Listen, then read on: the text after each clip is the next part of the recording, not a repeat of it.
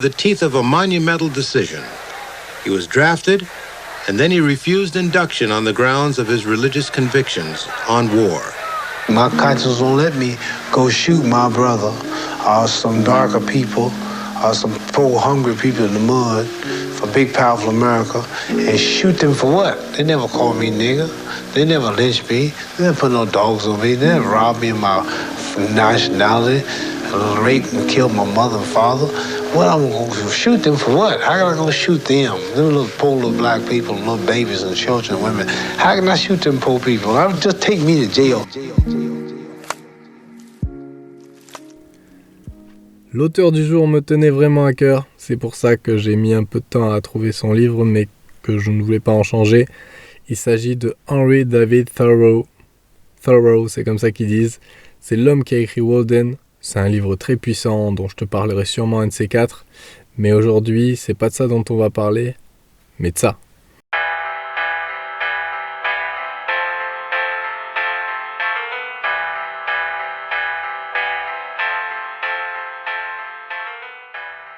Le meilleur des gouvernements est celui qui gouverne le moins. C'est comme ça que débute le texte du jour, la désobéissance civile, et l'auteur ajoute juste un petit peu plus loin que finalement, le meilleur des gouvernements est celui qui ne gouverne pas du tout.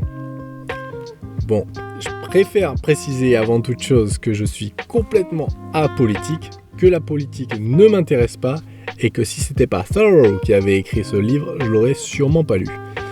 Mais je voulais tenter un truc, essayer d'aller vers des choses un petit peu différentes.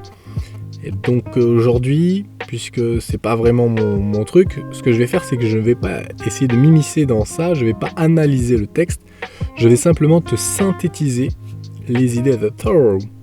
En gros, c'est un manuel de désobéissance pour les nuls, où Thoreau t'explique comment et pourquoi désobéir à l'État. Tout un programme. Bon, on va déjà commencer par pourquoi. Pourquoi désobéir ? Je pense qu'il est important de souligner que Thoreau n'est pas anarchiste.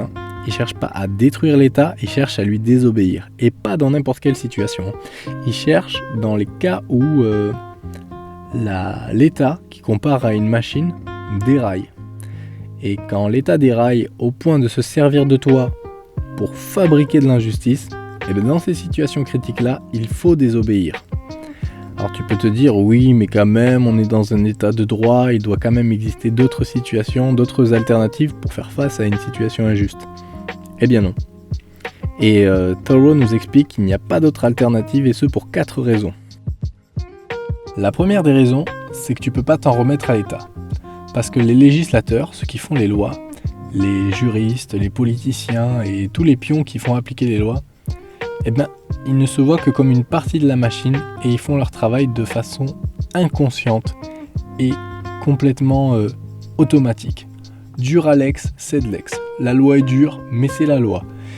Et en gros, ils ne font pas appel à leur propre sens moral et ne tirent pas les conséquences réelles de tout ce qu'ils font, de tout ce qu'ils produisent. La deuxième raison, c'est que voter est insuffisant. Thoreau nous dit que voter pour ce qui est juste, c'est ne rien faire pour la justice. En gros, ça revient à juste exprimer mollement que notre désir de justice l'emporte. Mais voilà, ça laisse la justice au caprice du hasard et de la majorité. Et Thoreau nous dit qu'il ne faut surtout pas attendre cette majorité parce que, pour donner un exemple concret, dans le Massachusetts, c'était un état esclavagiste dans lequel il était.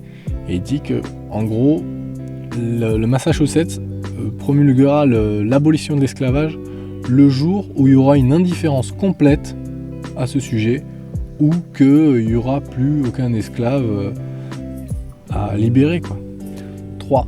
C'est que même s'il existe d'autres moyens que le vote prévu par l'État pour faire face aux injustices, eh ben, ces moyens-là sont trop longs à mettre en place. Ta vie ne suffirait pas.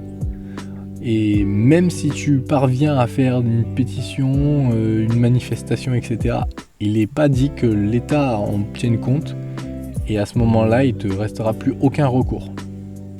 La 4e et dernière raison pour laquelle tu dois désobéir, c'est la passivité du peuple. En gros, le peuple attend dans la bienveillance que quelqu'un veuille bien le sortir de cette situation pour ne plus avoir à la déplorer, et il dit que pour 999 hommes défenseurs de la vertu, il y a un homme vertueux. Alors, qu'est-ce que tu peux faire en tant que citoyen? Et puis d'abord, pour Thoreau, c'est quoi un bon citoyen? Eh bien, paradoxalement, les bons citoyens, ceux qui arrivent à réellement faire progresser l'État, ce sont les résistants, ceux qui sont traités de rebelles, c'est-à-dire Copernic, Washington, Luther. Voilà, toutes ces personnes-là qui sont vues comme des ennemis par l'État sont en fait ceux qui le font plus progresser.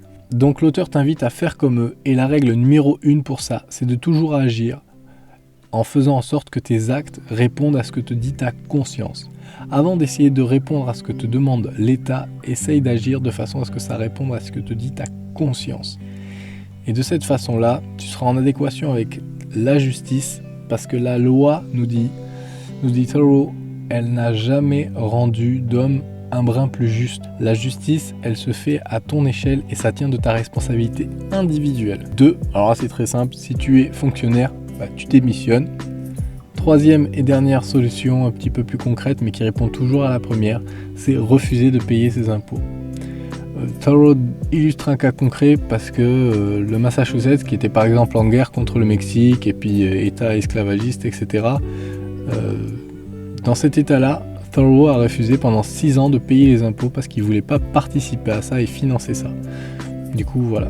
Bon, il a été mis en prison une journée pour ça, et il dit qu'il n'en garde pas un mauvais souvenir. En gros, il a juste remarqué que, comme il dit, pas un instant, je n'eus le sentiment d'être enfermé, et les murs me semblaient un vaste gâchis de pierres et de mortier. Puisqu'il était en accord avec lui-même, en fait, l'État ne pouvait rien faire. Il ne pouvait pas l'atteindre. Il avait fait ce qui lui semblait être juste. Et comme il le rappelle, et je vais terminer là-dessus, sous un gouvernement injuste, la seule place d'un homme juste est en prison. Et voilà, c'était la dernière vidéo du projet 7 jours, 7 livres. J'ai pas pu tourner ça comme je voulais exactement, surtout pour la dernière vidéo, je suis un peu déçu. Mais bon, là il est 6h49 du matin, je me suis dit là, faut que je fasse quelque chose. Donc voilà, je te rappelle que dans la description de la vidéo, tu trouveras le lien vers le livre. C'est un PDF de 15 pages, donc ça se lit assez rapidement. C'est pas un sujet très marrant, mais il y a des petits morceaux de poèmes assez sympas. Ça rend le truc un peu plus digeste. Et puis voilà quoi, on m'a proposé dans les commentaires de mettre des liens affiliés vers les livres que je présente. Je me suis dit bon, pourquoi pas, ça pollue pas la vidéo en elle-même. Et puis comme ça, si jamais tu veux te procurer le bouquin et me soutenir un petit peu, ça sera possible. Ce qui m'intéresserait pas mal, c'est que sur les 7 jours là, de me dire quelle a été ta vidéo préférée. Voilà. Et je te dis à la prochaine. Prends soin de toi. Et puis voilà.